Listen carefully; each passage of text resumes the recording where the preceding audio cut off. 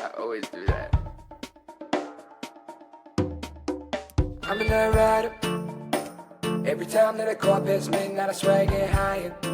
Swear I gotta get higher now. I'm a night rider. Every time that I give what I got, I supply that fire. I supply that fire. What's going on, bookworms? Welcome back to Bookmarks with Bump. This is the 73rd edition, the 73rd week the show has been in rotation. Bookmarks with Bump, the social commentary podcast where your favorite road running, tool setting, nationally accredited, certified personal trainer, California sober dude, dog, guy compiles a list of the greatest threads of all time on Twitter, keeps them in one little folder and says, I'm going to sprinkle these into some people's ears on a week-to-week basis. That's what we do here. We talk about fitness. We talk about fun. We talk about our mindset, goal setting, goal achieving. We talk about politics sometimes. Every week during the football season, we talk about sports, and that's where we are right now. We're in week 9 of the NFL. It is October 30th. Tonight's Thursday night football game will feature two South Florida natives, Lamar Jackson and Zay Flowers, as the Baltimore Ravens head down to Miami to play the Dolphins in Hard Rock Stadium. But what happened last week? It all started last week on Thursday when the Chargers absolutely dominated the Vikings. They dominated the Vikings and they established the run game we all worried about leading into the season. Kamani Vidal, second-year, third-string running back, had his second 100-yard performance of the season so far, coming in for the injured Omarion Hampton and the injured Najee Harris. Carson Wentz was sacked 5 times by the Chargers defense and replaced by Max Brosmer after being completely plastered to the turf. Herbert throws for 3 touchdowns in this game and played with fire after his first drive started with an interception that was called back. It was almost a pick six. It was a pick six until it was reviewed. Then it was called back, and Herbert dusted himself off and played one of the most perfect games he has to this point, one of the most confident performances of his season so far. He got over the early gaffe and marched his team to a 37-10 victory. And then came the weekend, where Jonathan Taylor would collect 3 more touchdowns. This time he had 1 receiving touchdown, so that kind of took away from his streak of 3 touchdown games as a running back. However, he got 3 against the Titans, and he and the Colts dominated Tennessee 38-14. Jonathan Taylor went off in this game for 150 yards and 2 touchdowns on the floor. 1 through the air like we talked about before. The Buccaneers broke. Spencer Rattler, that is. And the Saints forcing rookie Tyler Shuck into the mix. Or forcing Shuck into the muck, if you will. Tyler Shuck will start for the Saints moving forward, but Tampa's defense snatched up 2 fumbles and 2 interceptions, 1 off of each of the young quarterbacks, down in the Bayou, and leave with a 28-3 victory over a division rival. The Broncos offense did a Cowboys impersonation in this game. They ran away with a 44-24 victory over the Cowboys. With history on the line, Dak was stumped by Denver. All Dak had to do was throw for 3 touchdowns and 0 interceptions, and he would have had his name written in stars right there next to Russell Wilson, leading a streak of 5 games with 3 touchdowns and 0 interceptions. Not many quarterbacks have done that, and Dak will not be one of them. He was stumped by Denver, ended up throwing 2 interceptions, while Bo Nix threw 4 touchdowns. J.K. Dobbins was supporting him well with 111 yards on the ground. Dallas's defense is on the schneid, and that'll be the catalyst of their downfall this season. But one bright spot to look for is Joe Milton. Joe Milton threw a beautiful ball into Kevontae Turpin, and it was just one of the nicest moon balls I've ever seen. This kid, Joe Milton, he was a Patriot. He was, but we didn't need him. We moved him on to the Cowboys, and there he is, throwing touchdowns in garbage time. Good for him, but fly, Eagles, fly. Division rival, Philadelphia Eagles have 4 touchdowns through the air, but 276 yards on the ground. Saquon had 150 and a tutty. Not just a tutty.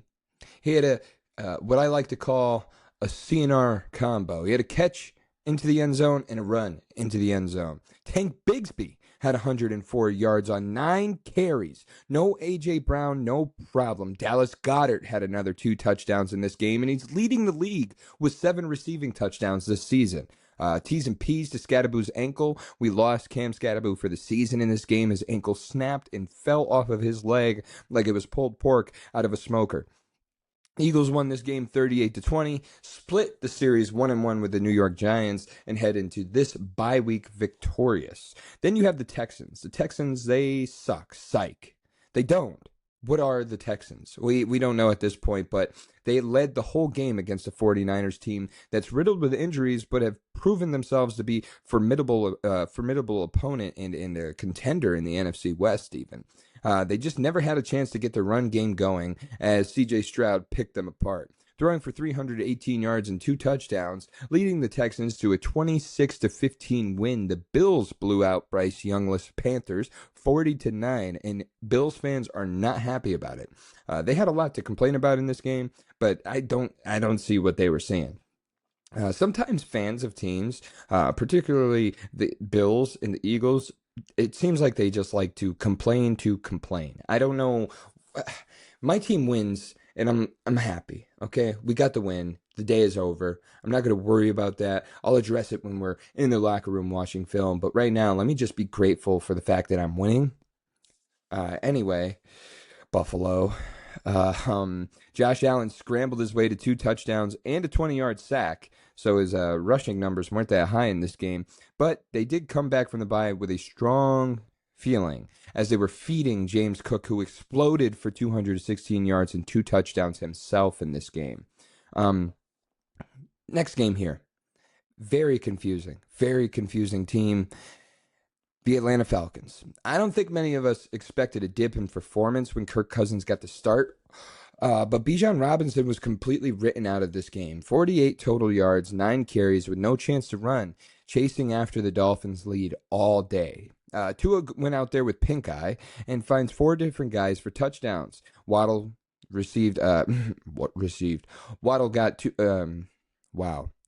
gained 100 yards through the air in this game, and are the Falcons a farce, or is it fins up after a 34-10 win? It's a question everybody needs to be asking. What Tua was that? He was out there like this, throwing the ball better than he had all... he was out there like this, throwing the ball better than he had all season. Very confusing teams to look at there, the Dolphins, who have all of these weapons, all of this firepower, and not able to get it moving. And then the Falcons, a team who has a stout defense, who just got ran over by the Dolphins, who have been confused all year. I don't get it, but I get that the Ravens were favored in this home game over the Chicago Bears. But this was an upset.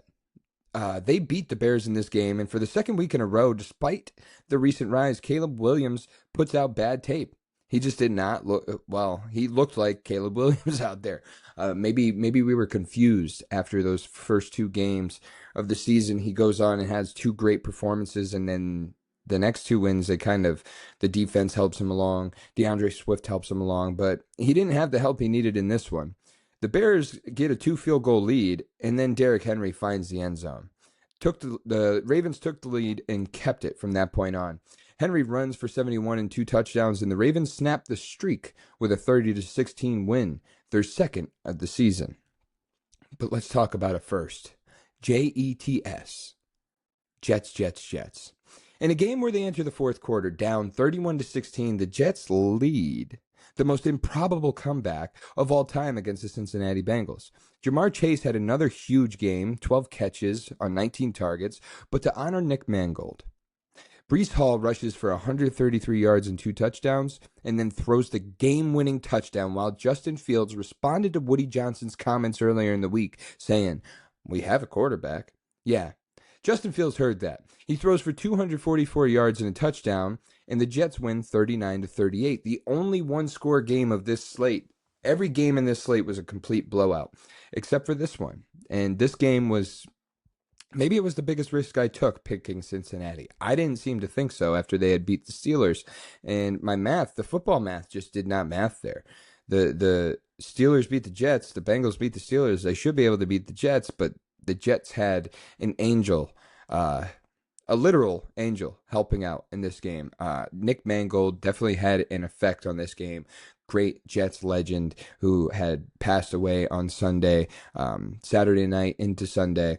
And it just seems like a great tribute game, a great win for the franchise, and something for Aaron Glenn to hang his hat on moving forward. That Breece Hall touchdown late in the game to Mason Taylor, the tight end, it's just like, This is a gutsy play call, but we're going to do it. And damn it, they did. The Jets getting a win is probably the biggest shocker in this slate. But hey, shout out to them. Everybody needs to get one every once in a while. Justin Fields, by the way, talked about him a couple weeks ago. I still believe he's massively underpaid.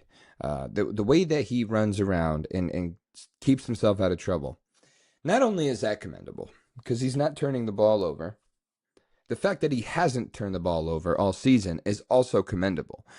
Yeah, he's not throwing the ball a ton, but he's the only quarterback through 8 weeks who has 0 interceptions. So hang that in the Louvre.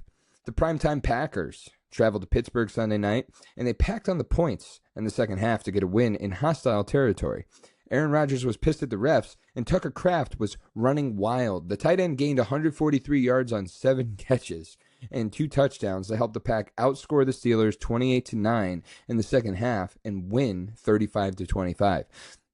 Steelers got to get it together here, because with the Ravens winning, you hear footsteps behind you. You have the Ravens, you have the Bengals. Those are real teams now.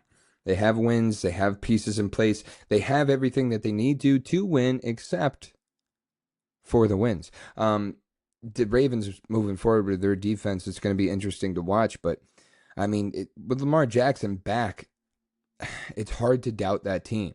That's what the other 2 teams lack in the AFC North, being the Bengals and the Browns. The Browns are basically out there playing a quarterback carousel. The Bengals are trotting out Joe Flacco, who's old as dirt, and just basically hoping for Joe Burrow to get back before their season is wrecked. But if they lose games to teams like the Jets, it might be Jover for Joe Burrow. The commanding football team, the Redskins and the Chiefs, met Monday night, and what seemed to be a defensive stalemate, with both quarterbacks totaling for 3 interceptions through 1.5 quarters of play. And then the scoring started. The Chiefs would find their way down to the end zone and get Kareem Hunt to pound it in. First touchdown, got that one. Come on now. The Commies responded with a beautiful ball from Marcus Mariota, who stepped in for Jaden Daniels, to Terry McLaurin. But that would be all they could muster, as the second half was controlled by Kansas City completely, and they rolled into a 28-7 win on Monday night. Now, there's one game that I didn't talk about. Yes, my New England Patriots. My New England Patriots recovered a fumble, they nabbed 2 interceptions, and they forced a safety. The defense was humming on all cylinders while Drake May shook off the early interception in the game and Myles Garrett's 5 sacks. Myles Garrett single-handedly had 5 sacks in this game against the Patriots, and the Browns could still not find a way to win. Drake May went on to shake off those sacks and performed extremely well. 19 completions, he gained 282 yards and had 3 touchdowns, and it propelled the Patriots 32-13 over the Browns. The Bengals and the Bears, those were my biggest risks last week, I really have to say. When I look back at the slate and who I picked, the Bengals, I mean, that was a game that was like up in the air. I was completely confident in San Francisco and completely confident in the Falcons. And moving forward with those 2 teams, I kind of have to think of them just a little bit differently now. And that's exactly what we'll do. We'll move forward with every team. There are 4 teams on bye, so we're going to move forward with 28 teams and see exactly what there is to look at now. So let's look at what we got here. Today is Thursday. We got Thursday Night Football. I'm taking Baltimore over Miami. Miami has looked dreadful all season, and Baltimore has as well, but only on the defensive side. They really held it together when it came to containing Caleb Williams, and it's not just Caleb Williams, okay? Because over there you have Rome Odunze, DJ Moore, Colston Loveland. You have DeAndre Swift out of the backfield. There are a ton of weapons in Chicago, and they also have a pretty well bolstered offensive line. So for what the Ravens were able to accomplish against the Bears, that's something that I think that moving forward, that's like a big tell in what the coaching was able to do with that squad. I believe in the coaching in Baltimore much more than I do in Miami. Not only is it John Harbaugh and how long he's been tenured in Baltimore, and we got a train horn. Is that picking up? Go. I really hope y'all can hear that in the background. Honestly, it makes the show. It makes Bristol what it is. I love the train horn. Everybody loves the train horn. Yeah, in Miami, it seems like that whole coaching staff is on the fritz and on its way out. So I have to go with Baltimore here just based on how they're coached. Next in the slate, you have Chicago and Cincinnati. I'm going to go with Chicago again here. I'm going to stick to my guns. Yes, Cincinnati has a veteran at quarterback, somebody who's crafty, who knows how to get around a defense. He lost to the Jets. He lost to the Jets in a shootout. I think this Bears defense is much more formidable than the Jets defense, and I think that the Bears really need to get one here. Ben Johnson is breathing down Caleb Williams' neck, and he wants his quarterback to perform. He wants him to play well, but if he doesn't, I don't think he's too afraid to ship him away. So there's a lot riding on this Chicago Bears team in this win, and they're going to have to pull it together, and I think this is the week that they do it. Minnesota then travels to Detroit. I'm giving Detroit every home win this season. That field is just, that stadium is rocking. The city of Detroit is rocking. Everything is fired up behind the football team. I'm sure the whole Detroit Tigers roster will be here in attendance. Probably the Pistons too. Who knows who else? But I do see a world where the Detroit Lions win every game at home handedly. Another NFC North team at home that's going to win is Green Bay over Carolina. Bryce Young is probably going to be back this week. However, I don't think that changes much when it comes to these two teams pitting against each other. Now, we did see a team with a stout defense and questionable quarterback play win when the Browns went and took on the Packers and won. But I think this is just a different point in the season for Green Bay. Green Bay got a huge win on Sunday night in hostile territory against a tough opponent of the AFC North, the Pittsburgh Steelers. So I think they could kind of have their way here with Carolina, especially if they're trotting out the team that they did last week that got pounced on by the Bills. You then have the Chargers going to Tennessee. I don't think Tennessee wins a game. However, this is a good spot. This is a good spot for the Chargers to mess one up again like they tend to do. But I just don't see Tennessee beating a team like the Chargers. I don't see an interim head coach out-coaching a coach like Jim Harbaugh. And that's not going to happen this week, so we're going with the Chargers. Atlanta heads to New England to take on the Patriots. With Atlanta, they've had a really shitty game and then came back and performed and exceeded expectations. I'm just going to hope that that's not what happens this week. I got to give it to New England here. They do tend to start flat, and the problem with starting flat against the Falcons is they have Bijan Robinson. And I don't want to be forced into a runoff with a player like Bijan. So hopefully New England finds a way to get in the end zone first and often and takes out another NFC team, the Falcons. Then we move to a matchup between the NFC West San Francisco 49ers and the NFC East New York Giants. New York Giants, they do this thing where they win, lose, ever since Jackson Dart has started. I don't think they get a win this week over San Francisco. I think San Francisco had a lot of film that they had to look over last week's game, and it's kind of probably driven them mad. The mistakes that they made and how they were able to let C.J. Stroud do the things that he did. The Giants have a strong defensive line, but I think when you have a player like Christian McCaffrey and you can find open field with him, you have a lot better chance to win than a team with no star weapons, and that's what the Giants are working with right now. They did have 44-6. They had Cam Scatterboo, and he's now gone for the season, and I think that does change the identity of the team. So give me San Francisco. Indianapolis at Pittsburgh. Indianapolis is rolling. They're one of the hottest teams, if not the hottest team in the league right now. They are 7-1, only team in the league with one loss, and I don't think Pittsburgh will be their second. However, they could be, though. Pittsburgh, I don't see, yeah, they couldn't be. I don't really see many holes in Indy's defense. I don't really see many holes in their offense either. This is a particularly good matchup for Jonathan Taylor, whose line right now is 90.5 rushing yards.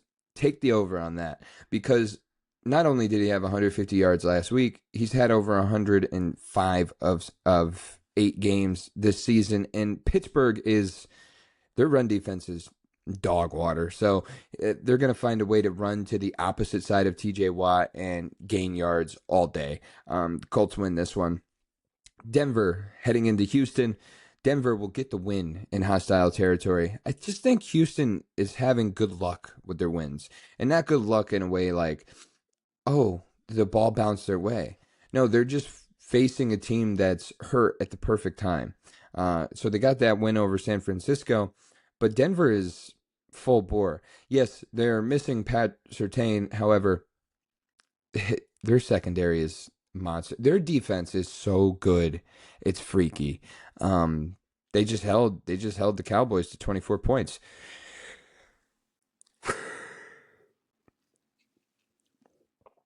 Matter of fact, they held the first string Cowboys to 17 points. So think about that. Denver wins in Houston.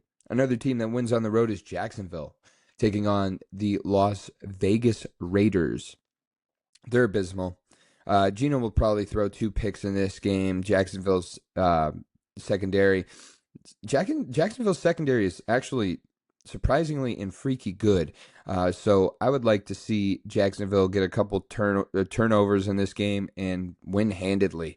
Let's see what their push is going to look for. We have a lot of these teams. We have teams that come back off of bye, and you forget how good they were before they took their break. Jacksonville is going to be one of those teams with a statement win over the Raiders this week. You then have the LA Rams coming off a bye and facing the New Orleans Saints. In Tyler Shuck's first start, you want me to take Tyler Shuck over Matt Stafford? Nah, I'm good. Give me the Rams. Kansas City and Buffalo. Now we have one hell of a game to watch in the middle of the day here, with Buffalo taking on Kansas City in Orchard Park. One of the last times they'll play in this stadium. The Bills fans will be out. It will be a crazy game, and the Bills will take the win at home. Despite, I don't care how bad the Chiefs need it. This is Josh Allen's time. And if he wants to show the league who he is, he's going to go out on every drive, and he's going to score on every drive. That's what Buffalo needs to do to win this game. And I see a world where that happens, especially with James Cook rolling the way he did last week. If you could get him a couple balls out the backfield, toss him a few screens, and then you get Khalil Shakir making some moves. The only real hole in that Kansas City defense is the middle of the secondary. So if you get to that, you have free run over the field. Sunday Night Football, Seattle is in Washington. Not too sure yet if Jaden Daniels will be back, but Seattle is favored in that game. I have to go with Seattle here. We talked about Seattle 2 weeks ago, and just the way that they're moving the ball down the field. Jackson Smith and Jigba is just unguardable. And Marshawn Lattimore, yeah, he got a pick in the last game. He really, really needed that pick, though, because he had not been performing well all season. And I think this is a game where he kind of gets the lid taken off, and JSN shows an old dog some new tricks. Monday Night Football is Dallas and Arizona,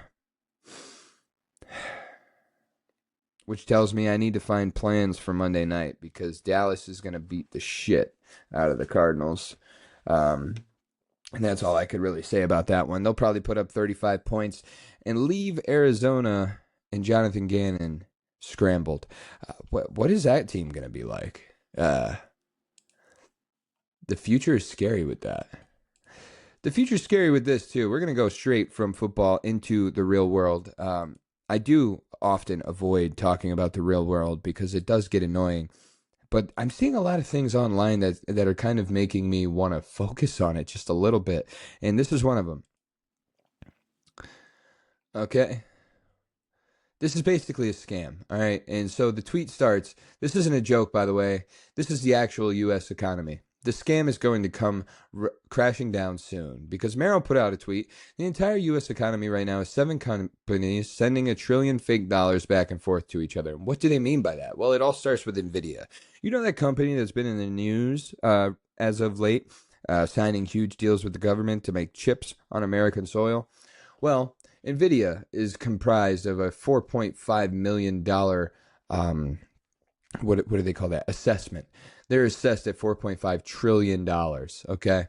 But how does that money all come around, right? NVIDIA agrees to invest up to $100 billion in OpenAI. Well, where is OpenAI money? This is crazy. OpenAI's money going to, all right? All of these lines mean different things. And the circles are sized by the market value. NVIDIA, one of the biggest. Microsoft, second biggest. Then you have Oracle, AMD, OpenAI, xAI, Intel, CoreWeave, Nscale, Maestro, Figure AI, a lot of these AI companies that are just popping up right now because it's what's hot. AI is the new technology. AI is the new iPhone. So who's going to perfect it? Well, NVIDIA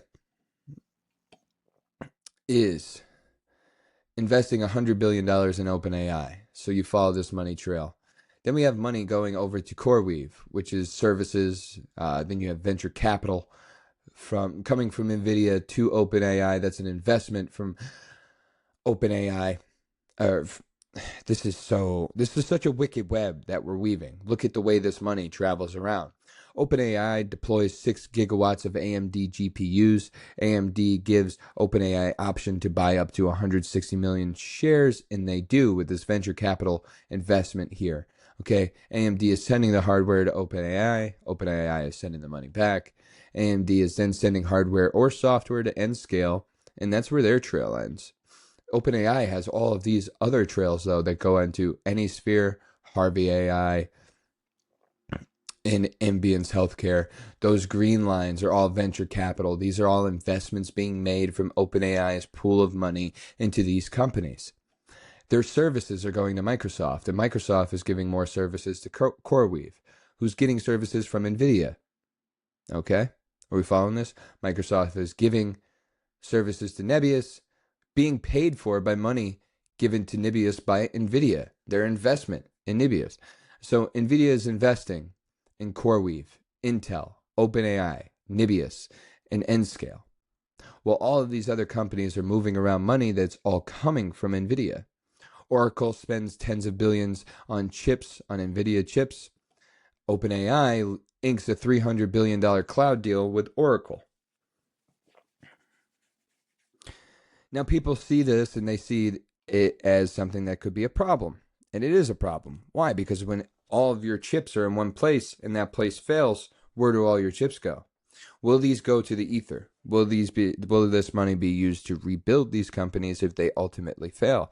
Will this company just be used as severance checks to the people who never take a hit when something fails? The accountability in this is just a cycle. And that's the problem. The problem always comes down to accountability.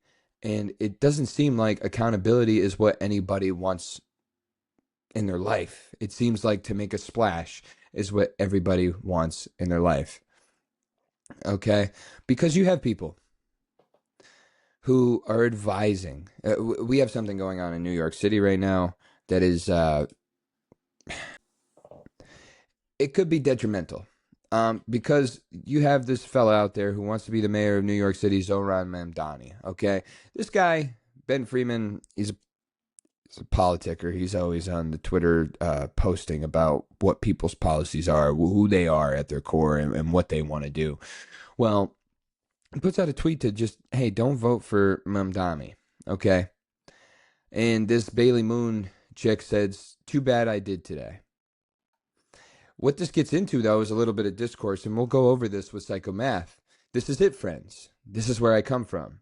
These are the lines in which my disgust was forged. Listen up.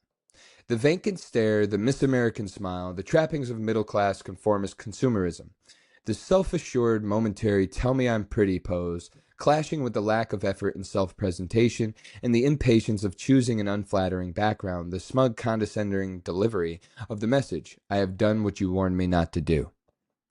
Now, beneath all of those thinly veiled barbs at this one Bailey Moon chick is the actuality of it.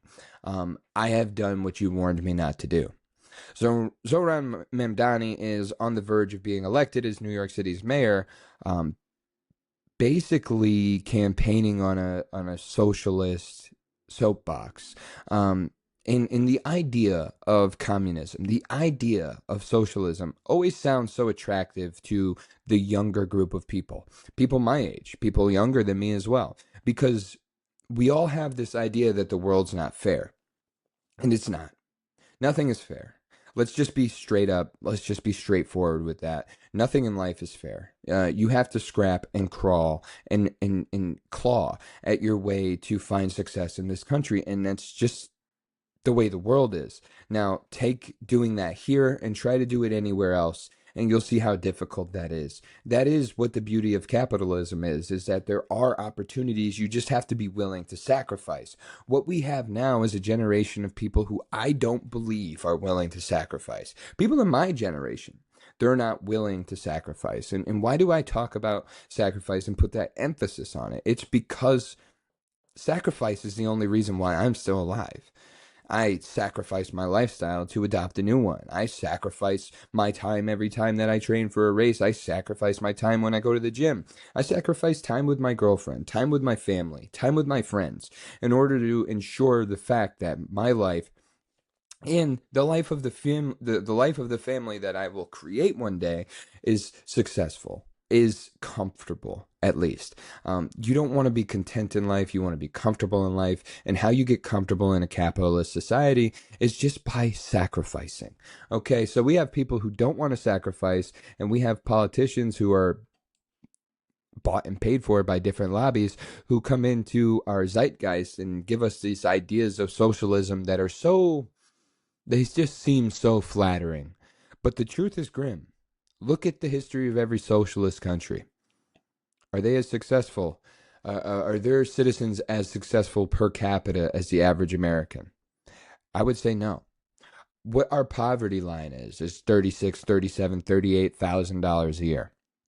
Let's break that down. That's $20 an hour, 40 hours a week. That's a full-time job, 36 grand. It's respectable. In the grand scheme of things, it's not really a lot of money. But look at the per capita from other countries. Look at Mexico and Canada, for example. Okay, what you need to survive there and what you get out of those paychecks is they don't go hand in hand. And this will not go hand in hand with striving as a society moving forward. But moving on with this tweet, all of it completely irrelevant to the topic at hand.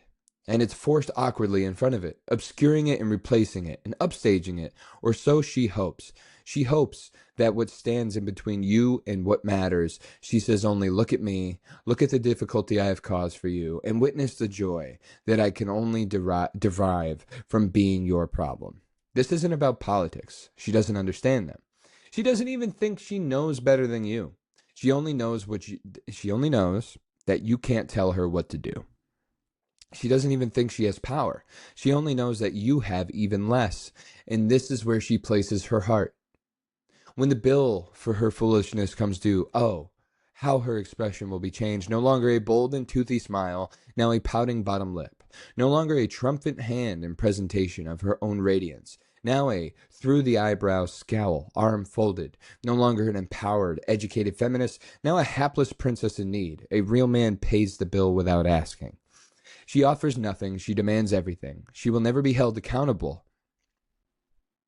for the destructiveness of her choices. She will be celebrated then as she is now, not for her contributions, but because where she is celebrated is where she will choose to be. She is the table, and the table is set, and she has placed her order, and now all that remains is waiting to be served. It's grim. I get it. It's grim. It may be, hey, that's too deep, bro. That's too deep, bro. And the problem is that Mr. I forget his name, Mr. Homath Psychomath. It's Homath. Homath set the table the way that the table's set. it's tough to hear the truth, right? Isn't it? And it's tough to hear you're an idiot sometimes, but sometimes, a lot of times, seemingly, that is exactly what people need to hear, especially with things of this nature. What it is really is a sad reality that reality doesn't want to be seen by people who don't want to conform. There are a few different types of conforming. One is to go with the grain, okay, and that type of confirmation, that's independent. You can go with the grain and be yourself. And then there's a type of different type of conforming where people just say no to say no. And I believe that's a lot of what goes on in today's society, is that people just want to say no because it's fun to. But they don't understand the questions that they're answering have dire, dire consequences. And this is one person that I saw on Twitter this week that I think this person falls into that criteria. This person put out a thread, and it really disturbed me because it starts by saying sex assignment at birth should be abolished completely. It is amazing to me how few people are on board with this. Like, you actually do not need to categorize and group and order children's bodies based on appearance of their genitals. Like, we could just not do that. The X marker on identifying documents is a perfect example of a liberal reform. This is not at all to oppose people who get this. I think it's an epic way to assert oneself within these confines. I question why sex marker belongs on these types of documents in the first place. The only reason to do this is as a tool of social stratification, as a means of saying which forms of harm someone is vulnerable to and which they're protected from. Bullshit. I also think schools should not segregate sex ed. I don't know if any do. Mine did. Like, everyone should learn everything. There is a wide spectrum and diverse variations of everything we consider sex characteristics, and they're easily groupable together in cohesive identity categories. I hate biological sex, and I love transsexuals, and there is no contradiction here. We need sex-specific spaces. No, we don't. Doctors need to know your sex. They need to know what parts you have, which a documented sex doesn't necessarily tell them. The leftists talking about biological sex is material reality apply that thinking to any other identity category built around physical features. It is a material reality that people have different forms of genitalia, different hormone levels, body and facial hair, voice depth, muscle mass, etc., but these are not easily groupable into cohesive categories. Some people can impregnate. Some people can get pregnant. Yes, that does not necessarily translate to there being two oppositional types of person. Yes, it does. Beyond that fact that some people can get pregnant and some can impregnate, and these two populations are not so easily and cohesively defined into male and female. Dear friend of mine once said something that really stuck with me about the ology suffix in biology, the study of life. How calling something biological implicates not only just the fact of the body, but we study, label, categorize, understand it in relations to others. Anyway, trans women are biological women. End of thread. Goodbye. So they go through all of that word vomit and then spew out a lie at the end, saying that trans women are biological women. If you want to identify as whatever you want to identify as in your gender, you can say that you identify that as that. I guess that's become acceptable. But you can't say that you're biologically a woman. It's not the truth. There are X and Y chromosomes that are comprised in our DNA that make us who we are when we come out of the womb. If you're not happy with that, you spent too much time on the internet. If you're not happy with that, if you organically became unhappy with that, I'd love to hear about it, because I don't think anybody's become that way without a nudge, a push, or a poke in their life. If they're a boy who was dressed up as a girl when they were younger by their cousins or friends or whatever, maybe you were pushed into that way because you liked the way the dress felt on you, and you weren't old enough yet to kind of form a cohesive thought process to say, well, those are just clothes. That's not you. This relates to the society and the way that the trends are going. This is more opposite of conforming. This is more contrarian, which I believe is why Miss Bailey Moon voted for Zohran Mamdani. If people look into Mamdani, you see a lot of what you see. First of all, he's not a U.S. born citizen. Is that a problem? No, I don't say that to say that that's a problem. But I also do believe that the people we should have leading our cities, our states, our countries, they should be people who are born here. They should be full-blooded Americans. And you could pull out the mixing pot argument and say that we all came here from a different place. Yeah, we did. Hundreds and hundreds of years ago. And now is now, so let's move forward. Things that don't change over time, though, are studies like this. You say biology. Oh, a dear friend of mine once brought up biology and how ology is the study of something. What are you trying to say with that?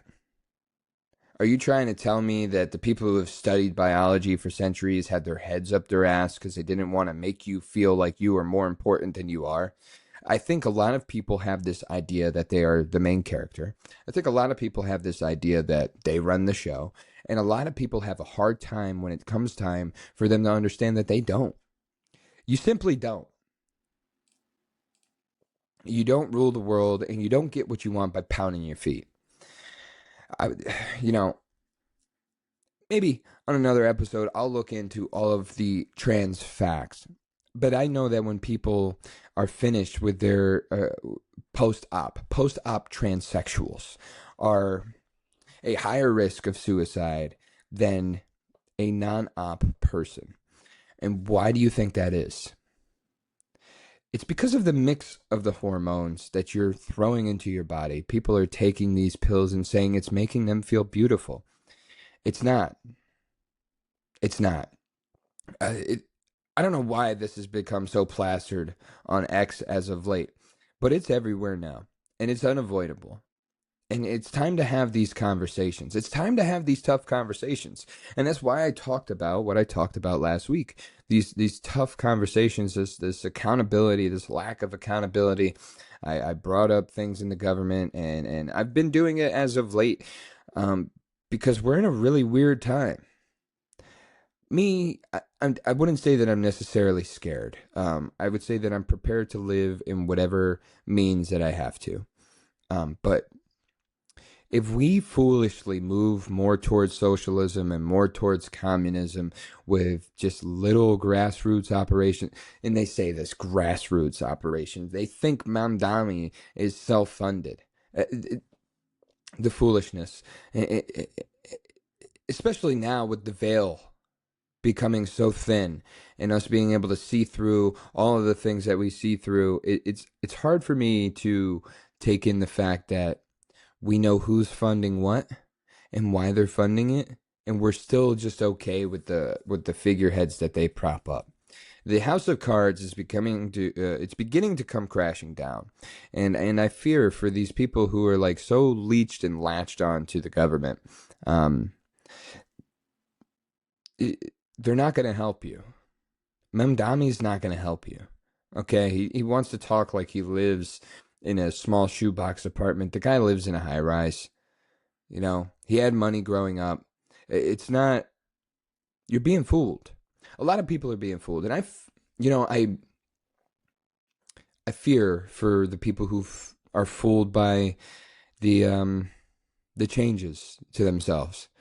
I don't think that. I don't think that it's. My heart goes out to them because they're very clearly confused. They're very clearly lost. It's much like somebody who hides behind the veil of addiction. I could have said and I could have blamed all of the choices that I made on being an addict. Unless I'm not an addict and I just liked to party and didn't know when to stop, I made that decision. My sickness didn't say, okay, you can be set free now. No, I had to put in work in order to become who I am today. maybe that's what we all got to do, is stop and look inside of ourselves for a little bit and really start to block out the echo chambers, because that thread, for that to be popped up, um, it, that's very clearly somebody who doesn't talk to a lot of people on a daily basis.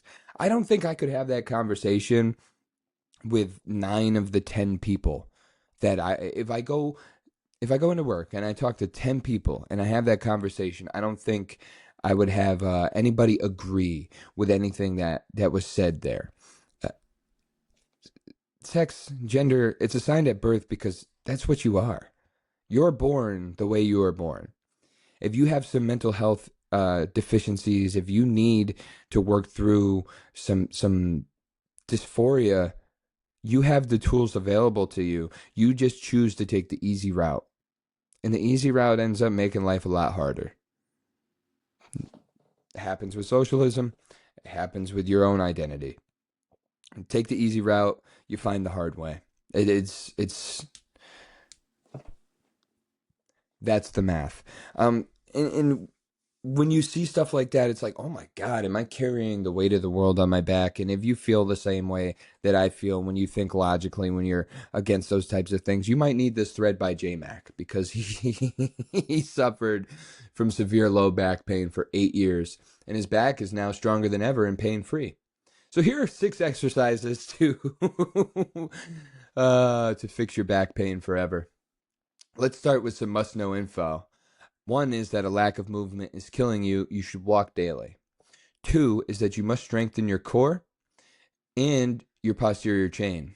3 is sitting in the same place for long periods of time is very bad. And 4, lifting heavy in a poor manner is also bad. Precursors: ensure correct form on all exercises. Learn from yourself or hire a coach. Hey, if you need somebody, you could email me at bookmarkswbump@gmail.com. 2, there are many more exercises that can help. This is just a select few. And if your pain is excruciating, you should contact a physio or a doctor. So 1 are variations of the deadlift. Deadlifts are great for strengthening your posterior chain. There are multiple variations that will all work for reducing pain. This man here prefers Romanian deadlifts, which are shown here. Aim for 8 to 10 reps, 8 to 10 preps. Can't talk. I'm so flustered by society these days. I hate election season. Aim for 8 to 10 reps and progressively overload with time. Progressively overload just means adding weight little by little. 45-degree extensions, hyperextensions. Another elite exercise for your posterior chain. Body weight is fine for beginners. Add weight when you get stronger by holding a plate or barbell out in front of you, and aim for 10 to 15 reps. 3 would be a dead hang. Actually, one of the best exercises for improving shoulder health as well, but great for strengthening your core and your back. Simply hold on for as long as possible and aim to increase time over time. Use straps to remove grip from the equation if you have to, but I say never use a strap. Always go raw. Number 4, glute bridges. A big contributor to lower back pain is weak glutes, so train them. Some gyms have a full glute bridge machine. Alternatively, you could use body weight on the floor or a barbell whilst leaning against a bench. Aim to 8. Why is that such a tongue twister? Aim for 8 to 12 reps there. 5 would be variations of squat. Now, squats mainly target your glutes and quads. However, there are many variations you could use. He would recommend using a Smith machine for the added stability. Most gyms have them. Aim for 8 to 10 reps. You have core exercises, and working on your core is also helpful to your back, because one hand washes the other. If you want a strong back, you need a strong front. If you want a strong front, you need a strong back. Always work posterior and anterior together. 6 core exercises. Some simple core exercises you can do at home are planks, variations of planks that you can do for a minute plus, planking on 2 arms as the lady and the dog are showing in this GIF here, or you can move over to 1 foot, 1 arm each side, get a nice oblique planking. You have a bird dog, a cobra pose, a cat-cow pose. Those are all great yoga moves to help out the back. I suggest looking them up. And as always, the links for the threads are in the description. So please feel free to follow. After we work out the back, we have a little drill that will change the life. It's a 4-minute drill. Okay, and it's estimated that 80% of people in the Western world will experience back problems. Yeah, because we're carrying all these socialists on our back. The causes of low back pain can be multifactorial, but a good number of them are due to having a weak core and a weak set of glutes. So let's fix that. This 4-minute drill was designed to strengthen the core and glutes in a safe way. It involves the McNill Big Three and the bodyweight hip thrust. If you suffer from low back pain, do these on a daily basis. You might change your life as a result. So you'll start with bird dogs.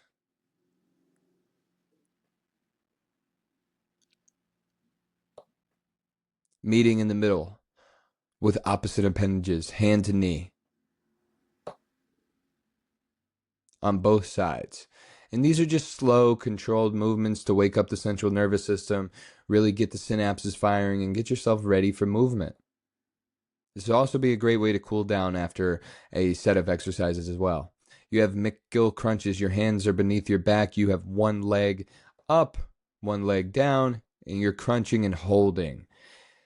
And working that core, holding that core tight, and leaving that pressure off the middle of your back is going to help you engage the core and help the back feel nice and released. Oblique planks would be the next exercise. And then hip thrusts.